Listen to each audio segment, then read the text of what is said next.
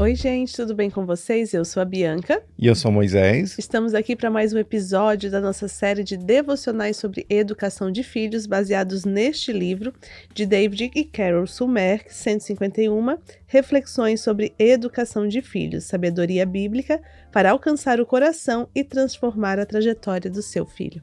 E você que é novo aqui no canal, queria te pedir, inscreva-se. A você que ainda não é inscrito, que nos acompanha aqui ainda não é inscrito, por favor, inscreva-se no canal. Clique ali em inscrever-se, ative as notificações. Fique por dentro de tudo que nós compartilhamos aqui. Não esqueça também, estamos nas plataformas de áudio Apple Podcast e também no Spotify.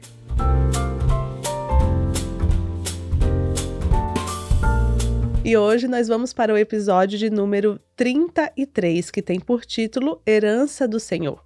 Lá em Salmos 127, 3 diz assim: Herança do Senhor são os filhos, o fruto do ventre, o seu galardão.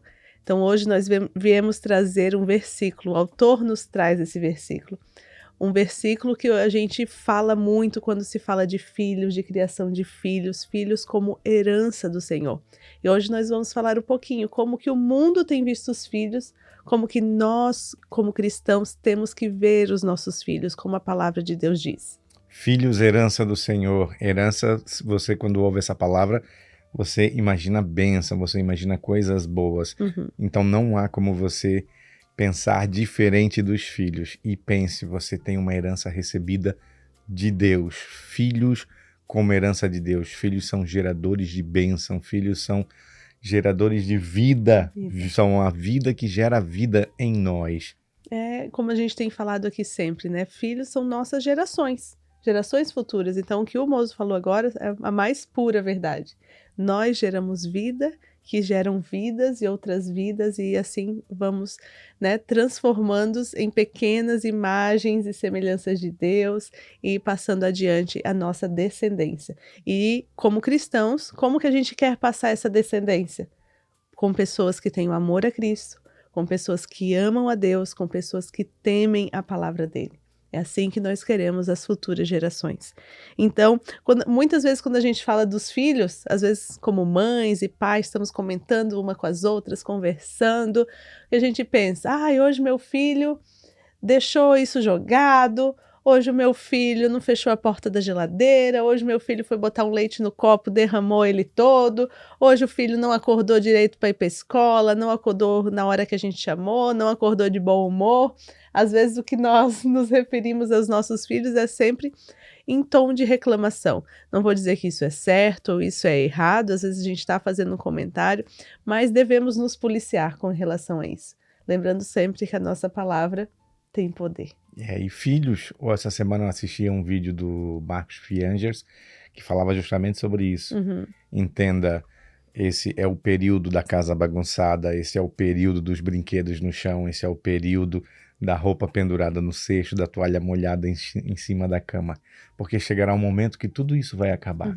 Chegará um momento que a casa vai ficar em silêncio. E chegará um momento que quando você menos perceber, eu já disse aqui, vai estar só você e a sua esposa novamente, sozinhos, sentados dentro de casa. Porque nós temos nossos filhos por apenas 18 verões. São 18 verões que eles são nossos. Por que apenas 18 verões? Porque a partir dos 18, geralmente, o jovem, ele quer sua autonomia, ele quer sua liberdade, ele quer sair com seus amigos. E aí você vai ficando um pouco, diria, desinteressante a eles. Né? O papai e a mamãe já não são tão interessantes como eram quando bebês. E eles já vão conhecendo pessoas, a rede de relacionamentos vai aumentando, conhece um namoradinho, uma namoradinha e a vida vai seguindo o seu curso. Então, tenha isso em mente, ao invés de você se amargurar, você estar com o coração atribulado pela bagunça, pelas coisas no chão da sala, lembre-se, isso uma hora vai acabar. É uma fase, não é para sempre. E chegará um momento que sentirá saudade, sentirá falta. E é o que eu estava falando, né, que o Moço também mencionou, dessa bagunça, desse jeito, dessas preocupações. A gente, como cristãos, né, nós temos que ter em mente, toda vez que nós olharmos para os nossos filhos, ter a certeza que é um galardão que Deus nos deu. Sim. Como a gente falou, uma herança. Foi Deus quem nos deu aquela herança. Deus nos deu aquela criança. A gente já falou aqui sobre os nomes dos nossos filhos, né? Então, toda vez que eu chamo Noah, eu estou declarando uma coisa. Toda vez que eu chamo Zoe, eu estou declarando outra coisa. Só o fato dos nomes serem escolhidos para os nossos filhos já tem algo profético, uma palavra profética sendo lançada.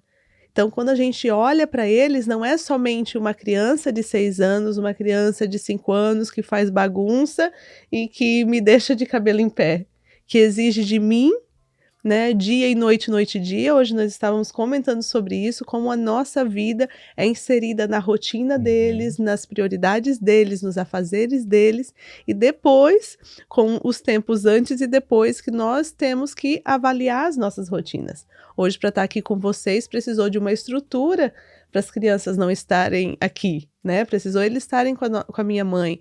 Então, todos que têm filhos precisam ter, né, uma dinâmica familiar, uma rotina, um ritmo, mas não que isso tenha que ser no intuito ou no pensamento que estão atrapalhando, por que eu fui tê-los, o que aconteceu, por que eu sou assim, porque eu tinha uma vida muito boa, eu era independente, eu ganhava muito bem, agora tem que repartir com essa pessoinha.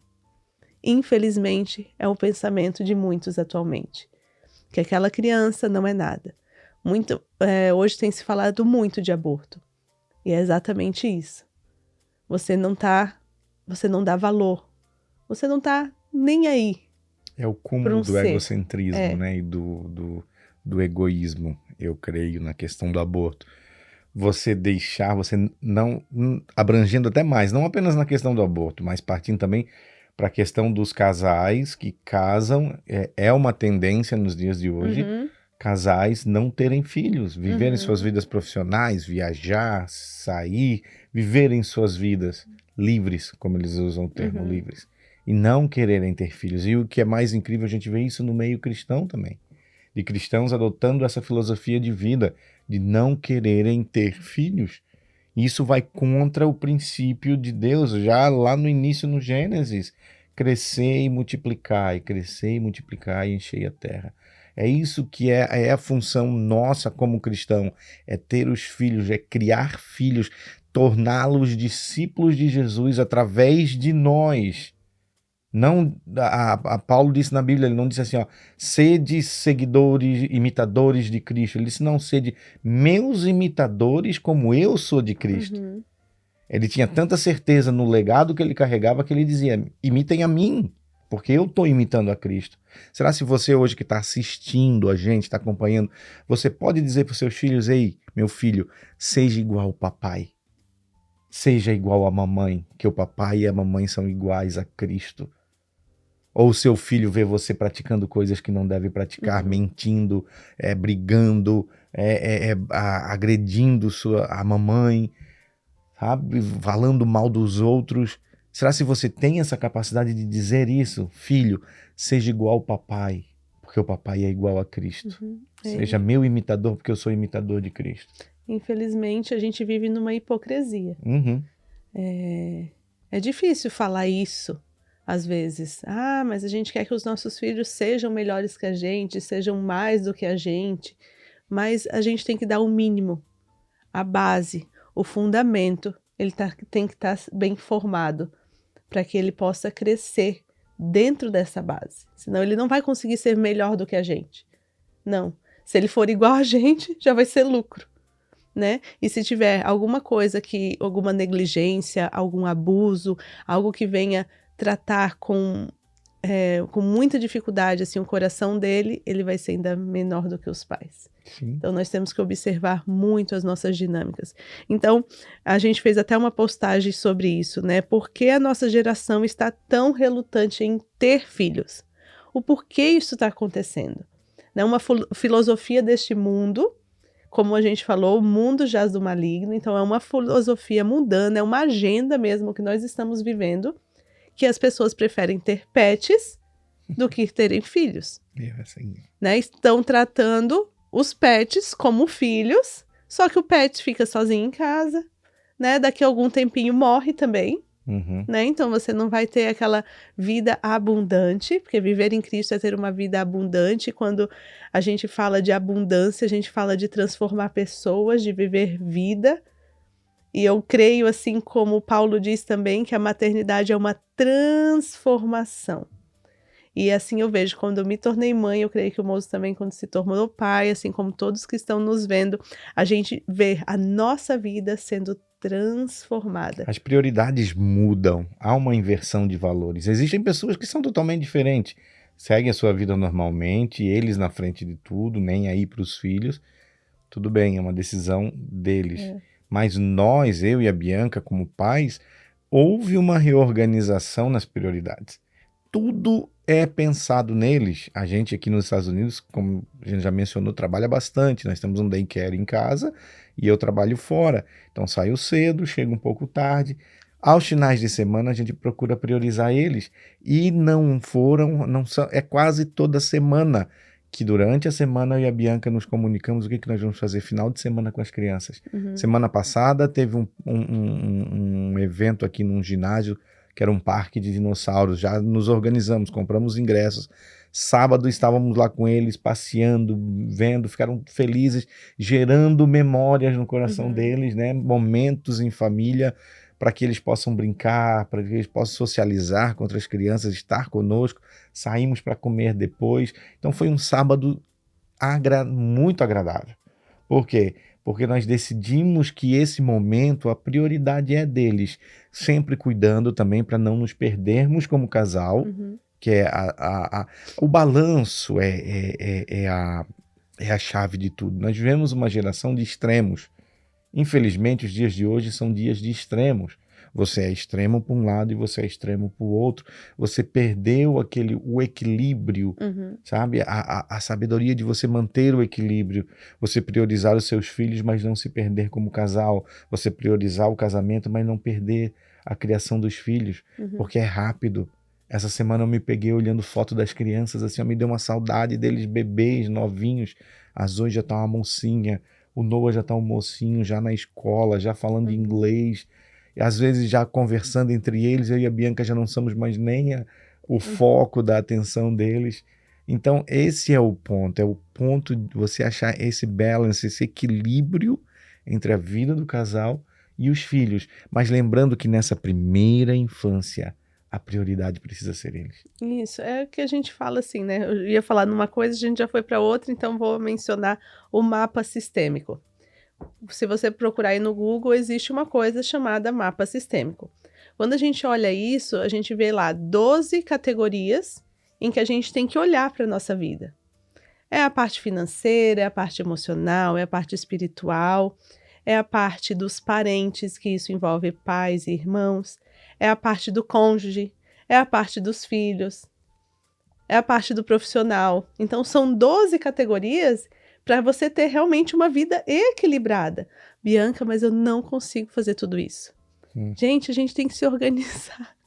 Hoje eu estava falando para o Moço, assim, são coisas que acontecem nas nossas vidas que às vezes te baqueia, né? Nós passamos por um aborto há um mês.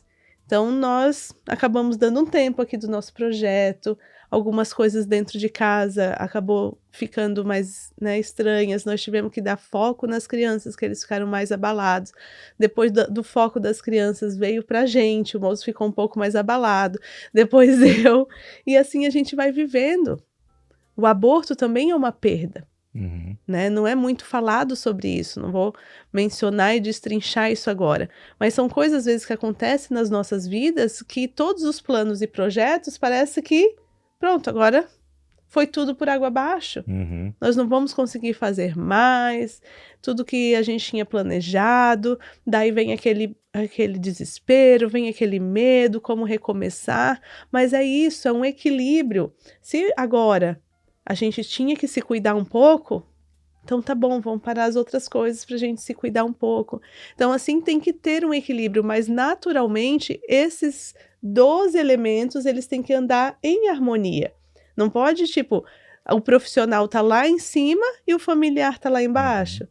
Não pode o espiritual, porque eu leio a Bíblia, eu falo direto com Deus, eu tenho oração, o espiritual tá lá em cima e teus filhos nem sabem que você existe, né? Nem tem acesso a esse Deus tão poderoso que você tem. Eles olham para você e não veem esse Deus que você professa. Aí Então, que é o ponto pesado. Então é um equilíbrio em tudo. Então hoje a humanidade, além de ser egocêntrica, como a gente já falou aqui, que nós temos que nos policiar, porque querendo ou não, as nossas gerações, eu tenho 34, o moço está com 40, a nossa geração também foi criada um pouco nisso.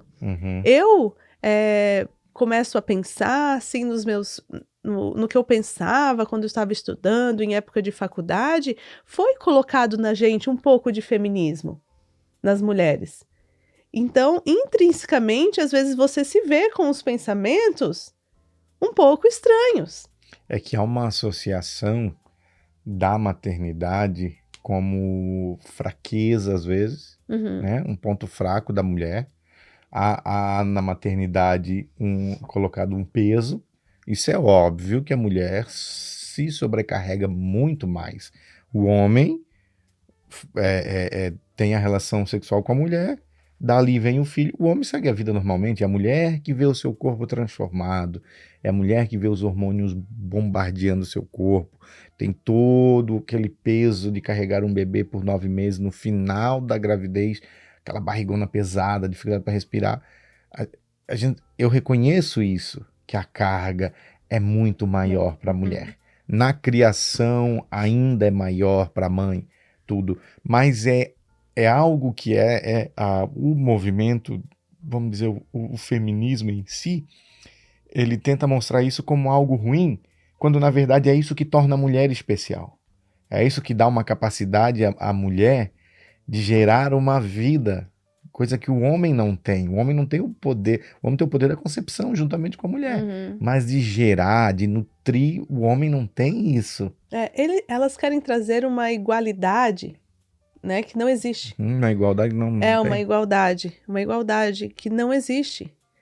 A gente, quando fala de masculino e feminino, a gente vê coisas diferentes e funções diferentes. É igual esses dias eu estava conversando com o Noah numa conversa de disciplina, e eu falei para ele, filho, a mamãe e o papai, nós dois, você tem que nos obedecer igualmente. Eu não sou menos que o papai, nem o papai é menos do que eu. Não, nós dois somos iguais acerca da autoridade sobre a tua vida. Porém, nós temos funções diferentes. O papai sai para trabalhar, né? Eu também trabalho, mas eu sou a pessoa que administra o lar. Né? As coisas da escola, o moço também vai, mas eu que estou mais focada. É com datas, é com médico. Mas isso requer uma atenção de cada família. Eu não vou dizer aqui para vocês como vocês têm que fazer. Né? Isso é o que dá certo aqui na nossa família. Vocês precisam sentar entre vocês como família e ver como é o ambiente familiar de vocês. De repente a rotina é diferente, de repente precisa ajustar o trabalho. Né? A gente sabe que no começo, nós falamos muito para as pessoas aqui dos Estados Unidos, mas a gente sabe que tem muita gente que no Brasil também nos assiste. Mas aqui nos Estados Unidos costuma casal ter trabalhos diferentes, ter horários diferentes.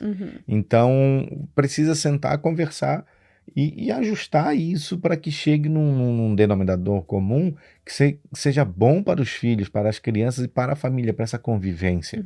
Né? O que dá para dividir das funções da casa, o que dá para dividir do trabalho lá fora, dá para você diminuir lá fora e ficar um pouco mais em casa. Graças a Deus aqui em casa a gente conseguiu o quê? Que a Bianca trabalhasse de casa.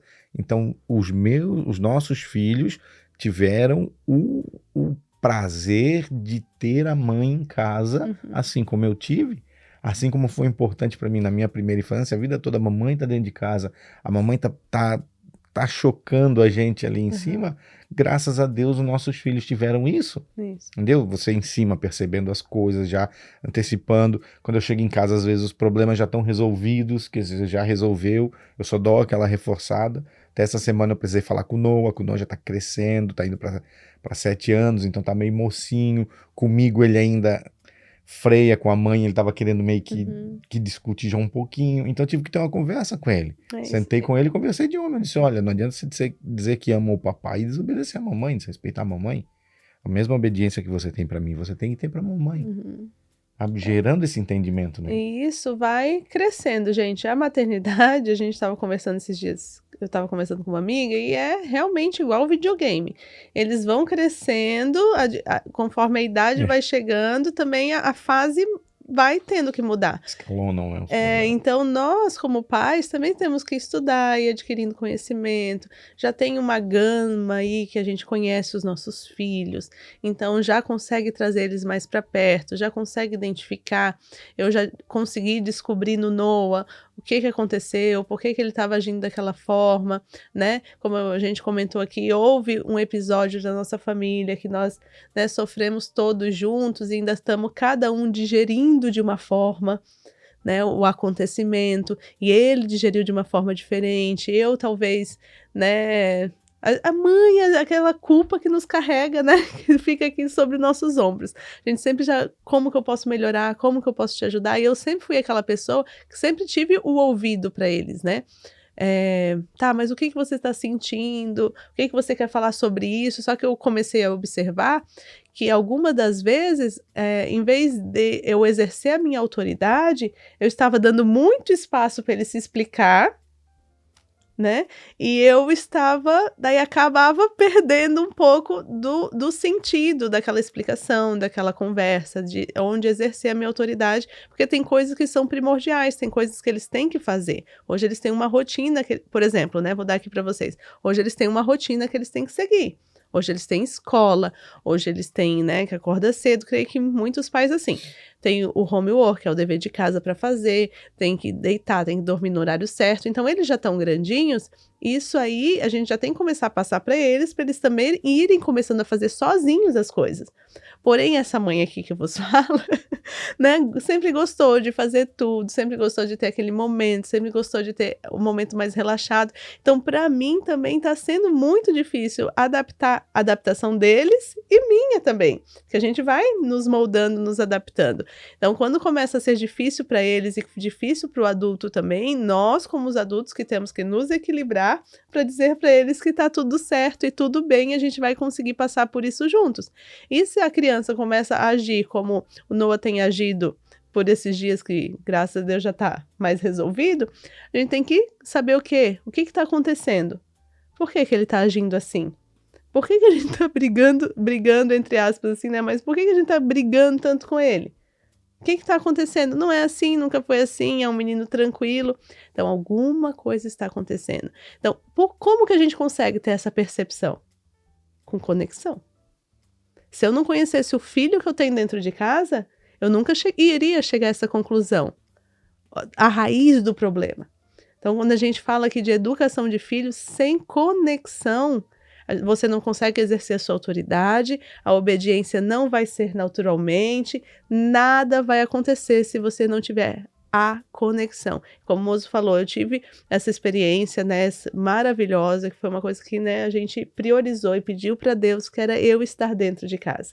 Então, essa conexão, eu sei da palma da minha mão, assim, eu conheço meus filhos hoje da palma da minha mão. Mas por quê? Porque eu estou ali, presente, vendo, tudo acontecendo. Aconteceu, o que foi esse corte aqui que aconteceu? O que é esse calão? Assim como a gente vê as partes físicas, filho, isso aqui, ralou da escola? Ah, o olho tá meio vermelho, aconteceu alguma coisa? Assim como a gente vê as partes físicas, a gente também tem que ser perceptível para ver lá dentro do coração. E essa leitura do coração da criança só vai vir através da convivência de você conhecer seu filho. Você está próximo, vem através do relacionamento. Se você não desenvolver esse relacionamento, esse momento de conversa, esse momento de um momento maravilhoso que você pode ter com seus filhos, é um momento de mesa. É a hora de estar juntos. Ah, Moisés, eu trabalho, eu corro, eu faço. Qual é o horário que você está em casa? Ah, eu só estou à noite. Então, assim, ó, determina na tua família. A noite é o momento de estar em família. É o momento que nós não iremos fazer a refeição no sofá. Nós não iremos cada um chegando em casa, fazendo seu prato, comendo e indo para o seu quarto. Não. Nós teremos um momento nosso. nosso em família, nosso que nós vamos preparar a janta, preparem juntos. Se de repente a sua esposa, você mãe, não consegue estar em casa full time para preparar a janta, transforme a preparação da janta num momento de vocês, numa atividade sua, do seu esposo, com seus filhos. Transforme esse momento para que você termine ali, estejam juntos, sentem, comam, conversem, porque é o momento que vocês estão na mesa, vocês estão nivelados, vocês estão olhando um para o olho do outro. Vocês têm essa oportunidade de se olhar, de se falar. Ah, não, agora todo dia tem que ser na mesa. Não, a sexta-feira, por exemplo, geralmente a gente pede uma pizza aqui. A gente vai para a sala, põe um filme em família, assiste comendo pizza.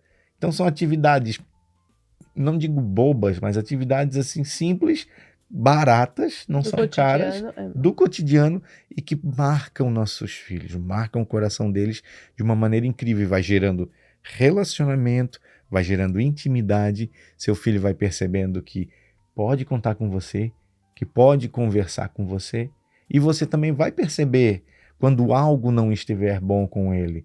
Porque uma das coisas que acontece na questão do abuso, principalmente das crianças, é que o abusador geralmente ele diz, não conta para os teus pais. Se você contar, eles vão ficar muito bravos com você. Se você contar, eu vou fazer algo mal. Então, se você tiver essa intimidade, se você tiver essa leitura dos seus filhos, você vai olhar para ele e vai dizer assim, ó, algo não tá bom. Algo tá errado. Não, às vezes pode não precisar ser nenhum abuso, mas um bullying, uma violência que ele esteja sofrendo de algum amigo na escola, na rua, nas brincadeiras. E você vai perceber isso. E se você tiver esse relacionamento de confiança, ele vai contar para você. Gente, então, a gente começou a falar aqui um pouquinho, falando de conexão, né? Então, para fechar esse assunto, é isso. Procure sempre ter teu filho perto, gerar conexão. E uma coisa que o moço falou, que a gente prepara, assim, os finais de semana, e a gente foi lá, mas comprou um ingresso, foi em algum lugar, ai, Bianca, mas eu não tenho dinheiro. Gente, coisas simples. Esses dias a gente estava vendo as fotos do meu celular, que eles gostam de ver quando eles são pequenininhos e tal, e apareceu uma foto no dia que a gente fez um piquenique na sala. Era inverno, tava, tipo, muita neve, né, aquela coisa fria na rua, então a gente fez dentro de casa, botei a toalha na sala, botei as coisas tudo, preparei, e a Zoe olhou pra mim assim, mamãe, a gente pode fazer piquenique na sala de novo? Digo, sim, filha, vamos programar. Então, são memórias que não precisa, como o moço falou, um filme, né? Não precisa necessariamente você comprar um ingresso, você sair para comer, né? Você gastar dinheiro. A criança, gente, por incrível que pareça, você pode achar que não, mas ela vai sempre preferir a sua presença do que um presente. Pergunte. Que você vai ouvir isso que eu tô... vai ouvir isso que eu tô te falando. Vou falar só a última experiência para já entrar aqui no nosso assunto. Dia das Crianças. Foi Dia das Crianças aqui. Eu fiz algumas atividades com as crianças do daycare, né? Eles mesmos fabricando camisetas, algumas coisas. E quando chegou na noite, que foi numa quinta-feira, o Dia das Crianças, a Zoe assim, mamãe, hoje é Dia das Crianças, né? Eu digo, sim. E daí ela é muito esperta. Então, nos Dia dos Pais, a gente deu presente pro papai. No Dia das Mães, a gente deu presente pra mamãe. E você, não vai nos dar um presente de Dia das Crianças? Assim, gente, na lata. Daí eu peguei e mandei mensagem pro moço. Eu disse assim, vamos fazer diferentes? Daí não falei nada pra eles. Eu disse, filha, pois é, será que eu tenho um presente pra vocês? Não tenho? Como é que foi? E eles gostam muito de comer sushi, nós também gostamos, fazia tempo que nós não comíamos sushi, até por causa da gravidez e tudo mais, né, nós tínhamos evitado. Então eu digo, vamos levar eles no sushi, Delmos, vamos. Daí ele, vamos lá, nós vamos sair para nos encontrar com o papai, nem falei que nós iríamos lá. Daí quando estacionou, a Zoe e o Noah, nós estamos no sushi! Todo mundo feliz e contente, né? Claro que a gente gastou o dinheiro no sushi, né? Mas vamos dizer que se a gente fosse comprar um presente com eles, eles iam pegar aquele presente, aquele brinquedo, iam brincar. 2 semanas depois, gente, já ia estar lá no canto do quarto. Quando a gente estava sentado na mesa, daí o moço falou para eles, ó, esse momento aqui que nós estamos tendo é para comemorar hoje o Dia das Crianças, né? Celebrar vocês, que vocês são incríveis, vocês são maravilhosos, né, amor? Tu falou assim, profetizando na vida deles, que nós somos muito abençoados em tê-los e tudo mais. E esse momento nós preparamos e achamos melhor estarmos em família.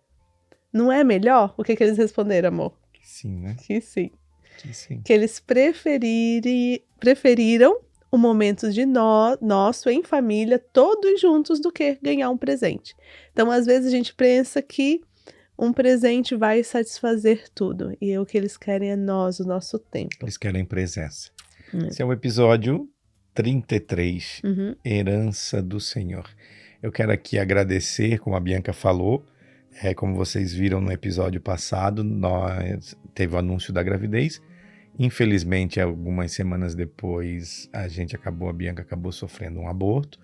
E por isso até que a gente acabou ficando, acho que um mês, né? Eu acho que deu um mês, sem gravar, sem publicar nada. E eu queria aqui agradecer a todos vocês pelas mensagens, pelas ligações, pelas orações, né? Todo mundo que se manifestou aí, a gente recebeu muita mensagem de muita gente. Tivemos que nos recolher um pouco em família para cuidar, como a Bianca disse, primeiro das crianças, que sentiram bastante, depois da gente. Ainda estamos no processo de cura, ainda estamos no processo de não digo entender, mas ajustar, processar e ajustar a vontade do Senhor à nossa vontade, porque a nossa vontade era ter mais um bebê na família. Deus, na sua infinita vontade, na sua infinita sabedoria, decidiu que não. As coisas, a gente está aqui nesse mundo suscetível à vontade dele. Não nos cabe questionar, não nos cabe nos revoltarmos contra ele. Foi um momento difícil, foi um momento doloroso, a última semana mesmo foi uma semana bem difícil, porque a Bianca teve bastante sangramento, acabamos indo para o hospital todos os dias, até que no último dia o médico confirmou a perda do bebê. Foram 6 semanas, era apenas um pontinho na tela, mas já era amado. O que nós tiramos disso de lições foram várias. Deus em todo momento ministrava ao coração dizendo: vocês nunca serão provados fora da área do propósito de vocês. Nós somos provados naquilo que nós decidimos nos doar, que é gastar o nosso tempo aqui, falando com você, falando com a sua família, trazendo algo que possa te edificar, algo que possa te ajudar na criação dos seus filhos. Fomos provados justamente na área que nós mais amamos. Também, um dos momentos que nós estávamos no hospital, na primeira ultrassom, era apenas um pontinho na tela. E em um dos momentos a Bianca passou a mão assim na tela e disse: força, que a mamãe já te ama, que nós já te amamos. E aquilo ali Deus ministrava comigo: vocês, comparado a mim, vocês são como um pontinho. E é assim que eu me sinto com relação a vocês. Eu não quero perder vocês. Então o Senhor não nos quer perder. O Senhor não quer que nós venhamos nos perder dos seus caminhos, nos perder dos seus ensinamentos. Então o Senhor a todo tempo ministrando ao nosso coração. Não foi fácil, não está sendo fácil, mas mesmo assim nós estamos vencendo. Estamos retornando, estamos voltando aos poucos. Graças a Deus conseguimos estar aqui de novo gravando, falando com você aí que nos assiste, que nos acompanha. E que Deus te abençoe, que Deus guarde o teu coração, que Deus te guarde num momento desse, né? Que as experiências que acabaram chegando nas nossas redes sociais, a gente viu que nós sentimos a nossa dor. A nossa dor é a dor das possibilidades perdidas. Do que seria. Seria um menino, seria uma menina, seria parecido comigo, seria parecido com a Bianca. Seria, sabe, as possibilidades boas que deixaram de ser vividas. Mas existem histórias, casos relatados a nós de percas de bebês após o nascimento, de gestações que se perdurou até a 40ª semana e lá se perdeu. Então, muito maior a dor do que a nossa que a gente sentiu. O que a gente tem a fazer é agradecer. Agradecer primeiro a Deus, né, por ter nos dado Noah e a Zoe, que são a melhor coisa que a gente tem nessa vida. São nossos filhos, que por eles nós nos doamos, por eles nós estamos aqui, né? Gerando um legado, gerando uma história, criando um ministério, para que eles possam olhar para nós e dizer um dia, né? Quero ser como o papai e como a mamãe. Porque eu olhava para eles, eu via Jesus. Então, quero agradecer também a você. Obrigado pela tua força. Obrigado por você se doar tanto pra gente. Tá bom? Pensar sempre na nossa família em primeiro lugar. E obrigado a você que nos acompanha, que tá sempre conosco. Mais uma vez, né? Que nos curte, que comenta, que compartilha. Que Deus abençoe tua casa. Que Deus abençoe tua vida. E que Deus abençoe a sua família em nome de Jesus. Um beijo grande e até a próxima.